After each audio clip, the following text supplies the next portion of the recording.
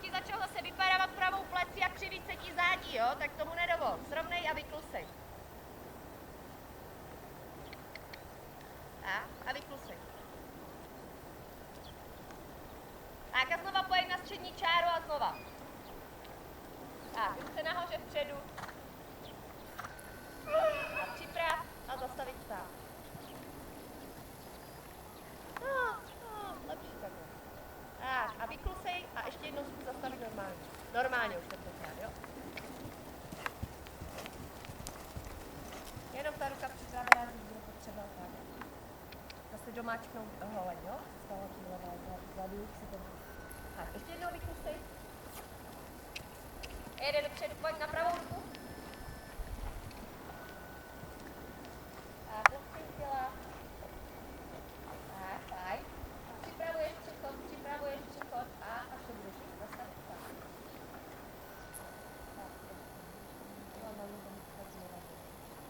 Tak, z toho zastavení zkus vychvála. Co se neděje? Kontrata. Znova zastav. Lítko na koni, tak. A vytválej. Přistavíš si ho doprava, malinko, a natválej vpravo.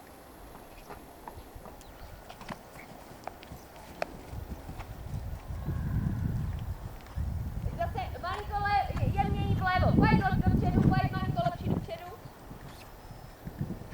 Tak a na stěně malinko shromáždí a připrav si ten přechod do klusu. A hned korektní klus. Hned, tak. A zjemni. A natválej. Tak, dobře.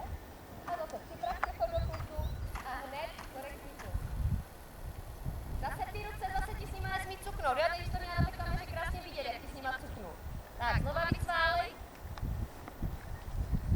Tady pozor, tady bylo... No. Tak, ramena. A připrav a do klusu.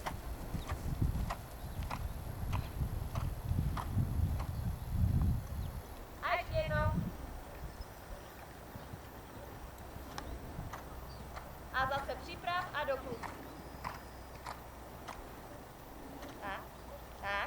A ruce nahoru dopředu. A ještě jednou. Tak, a připrav a do klusu. A rozumí člověk, tak. Tak, nechci na koni.